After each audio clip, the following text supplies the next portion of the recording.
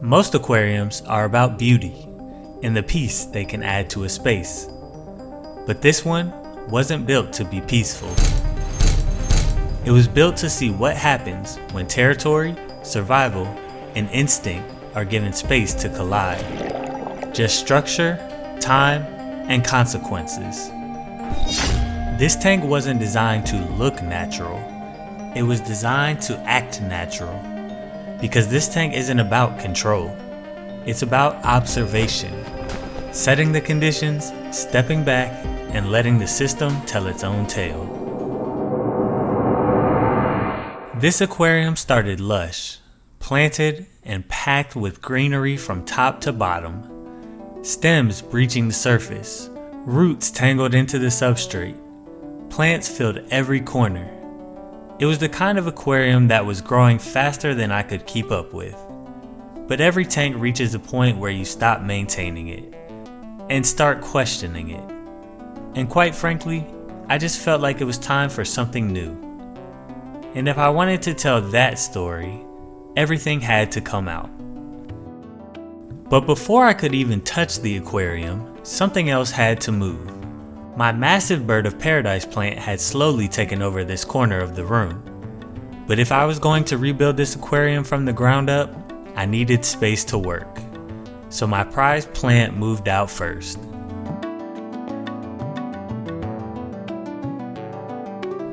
And once that space was clear, the real transformation could begin.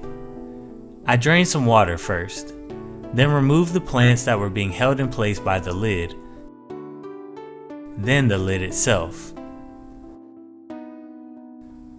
Floating plants came next, scooped out slowly so I could finally see down into the tank.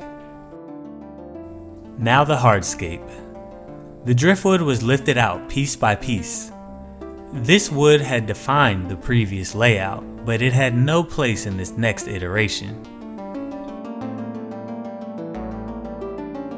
One by one, the plants were stripped from the tank. During the removal process, the water turned cloudy, packed with years of debris, mold, and broken down plant matter. This was the hidden side of a mature planted tank. Productive, but messy when disturbed. I netted out what I could and drained the rest. What remained was just sand and possibility. I grabbed one of those cool sand leveling tools that all the cool aquascapers use. But with wet, heavy sand, it didn't work nearly as good as my hand. Sometimes the simplest tools are still the best. The plan from the start was stone, heavy stone. And when you're stacking serious weight inside an aquarium, I couldn't gamble breaking the glass. Pieces of styrofoam went down first, soon to be hidden beneath the sand. It spreads pressure evenly and gives me peace of mind if gravity ever makes a sudden appearance. The first rock went in, but this wasn't the focal point. This was the foundation. The main rock would rely on this stone staying exactly where it was. Then came the showpiece. It was ridiculously heavy. Lifting it over the front panel and easing it into position was one of those moments where you stop breathing. Not out of nerves, but because you're using all your muscles to lift it.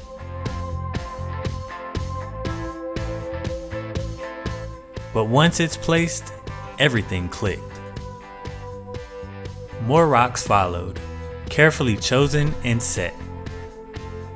Decorative, yes, but more so functional. Crevices, overhangs, dead ends, escape routes, all planned strictly for my stocking. This setup is inspired by Lake Tanganyika in Africa. It's one of the oldest and most complex freshwater systems on Earth, and home to fish known not for bright colors, but for personality. These are fish that recognize neighbors, defend real territory, and make decisions that actually change the environment around them. I didn't want to decorate the tank to look like Tanganyika. I wanted to see what happens when it starts behaving like it. When the layout felt right, I began filling the tank, As the water rose, the sand erupted into swirling clouds. Normally, people hate the cloudiness of an initial fill, but I enjoyed it. It looked like underwater weather, ebbs and flows forming as the tank came back to life. And when it finally cleared, there it was. No plants, no wood, just sand, stone, and water.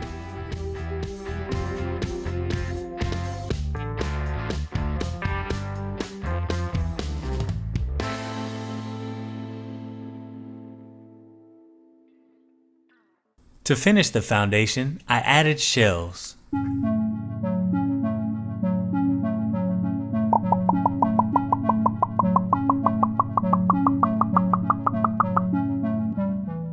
We'll call this real estate because the first residents were shell dwellers. A group of 4 Neolamprologus similis entered the tank together. Slightly larger than your standard multis, but with the same bold personality. One of them stood out immediately. A thick black band wrapped around his body like a belt.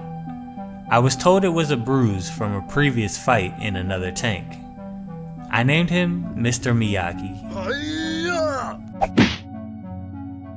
At first, the group stayed close, huddled around a single rock in the foreground. Safe, familiar.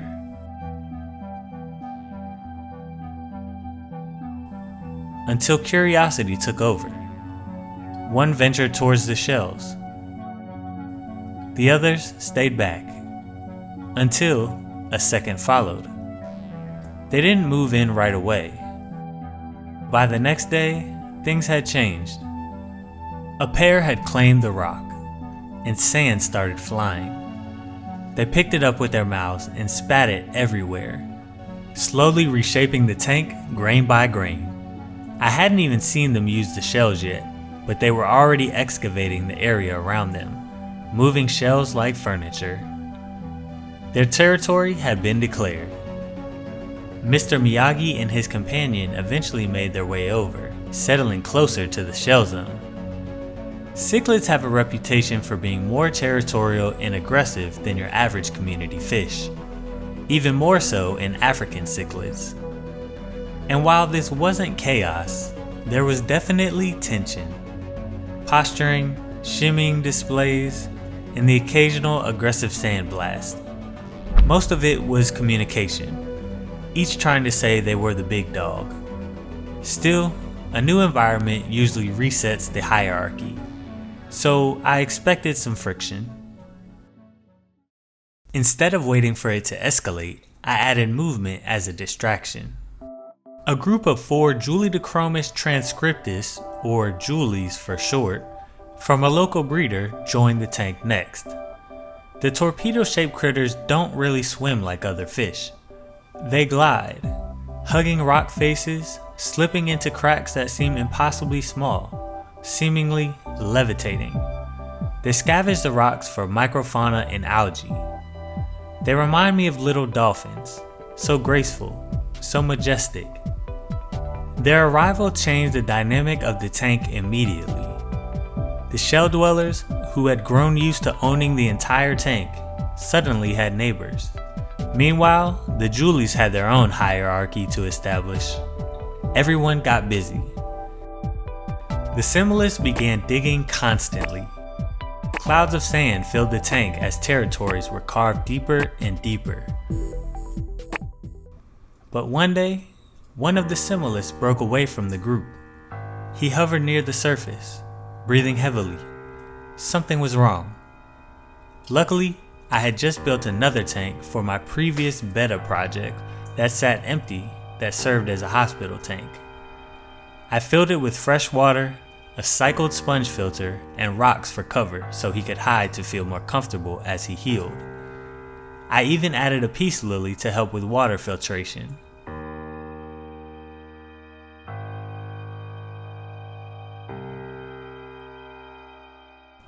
He stabilized for a few days, but in the end, he didn't make it. By this point, the remaining Similis had completely reshaped their side of the tank with massive sand mounds and buried rocks. It was absolute architectural chaos, which I loved because I enjoy when fish actually show their natural behavior. However, after continued aggression, I made the call to rehome them. This system needed a reset.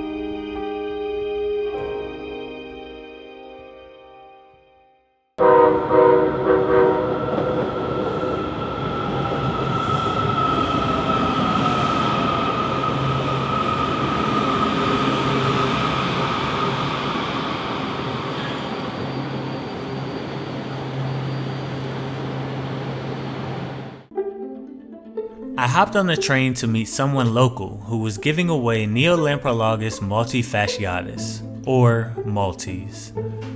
He told me he just grabbed a bunch of shells and wasn't sure that there were actually fish in them. I got the shells into the water and waited. And waited. And waited. Did I really get a bag full of empty shells? Then a head popped out, and another. And soon, more started to slowly reveal their existence. The Julies approached carefully, curious but cautious. The Maltese vanished instantly, retreating back into their shells. Eventually, they emerged, 5 in total. And it was immediately obvious who was in charge. One large male. Unmistakable. The foundation of the colony.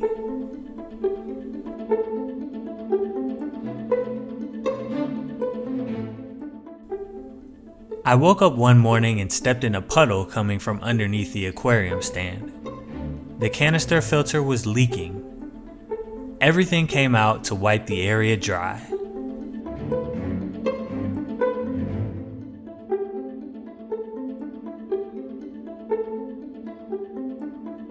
A leak like this is typically caused by an O-ring issue. Upon inspection, it looked good, so I lubed it up with Vaseline, hooked everything back up, and tried it again. Still leaking. I talked with Siche, and a brand new head unit arrived 2 days later, free of charge. Crisis averted.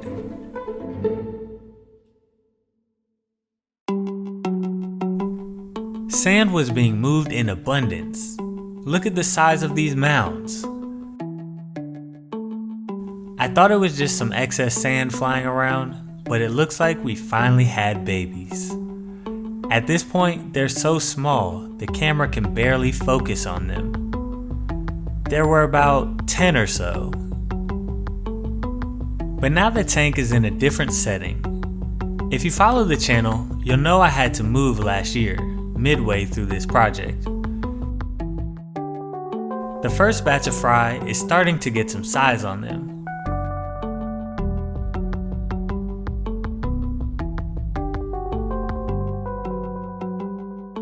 Unfortunately, not all of them survived the move, but the group didn't waste any time starting up on a new batch. The tank, meanwhile, entered an ugly phase. Glass algae, hair algae, cyano, and a strange reddish purple algae I'd never seen before.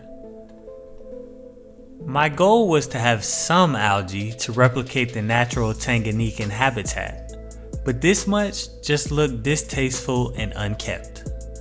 So I got to work, first on the glass. Now that I can see into the tank, it was time to break out Old Reliable, a toothbrush. This annihilated any trace of the purplish algae.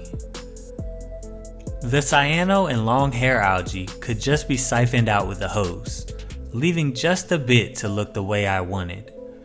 I thought flow might be the issue, so I adjusted the filter output to what I presumed to be a more favorable direction. For good measure, I plopped a little Monstera plant in the top for nutrient export. Balance returned. Feeding time brings everyone out and shows just how big the colony has gotten.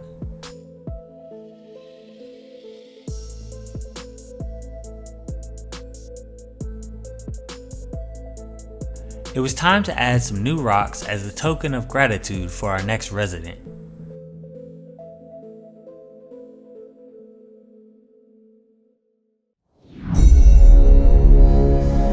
He creeps through the shadows, then emerges. A huge gold head compressiceps. This was the fish that inspired this whole tank.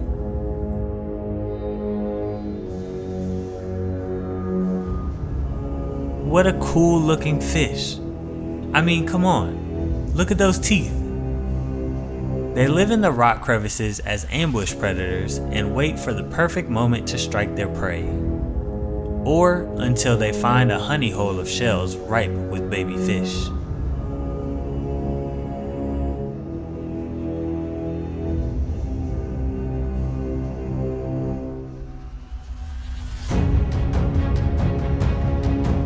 He tested the system immediately. Diving into the shell bed, he tried to capture every fish he could from the shells with his elongated mouth. But the parents fight back. "Hey, get out of here!" they yell as they dart at the offender. Eventually, they chase him off. The homestead is safe. For now. But he soon tries a different approach. Scoping from above, he waits on just the right moment and strikes. "Oh darn, just a leaf," he mutters to himself in disappointment.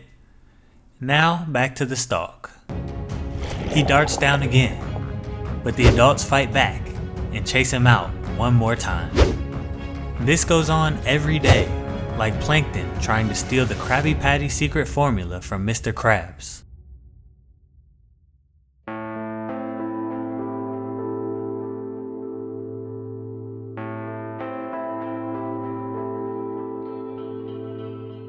Eventually, the system finds its rhythm. The multis still breed a vast amount, but only a few fry survive each cycle.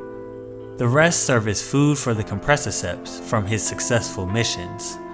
Enough to grow the colony, enough to feed the system. Predation keeps balance. Structure creates opportunity, and time does the rest. This tank isn't peaceful, it isn't manicured, but it's honest. And in nature, that's exactly how it works.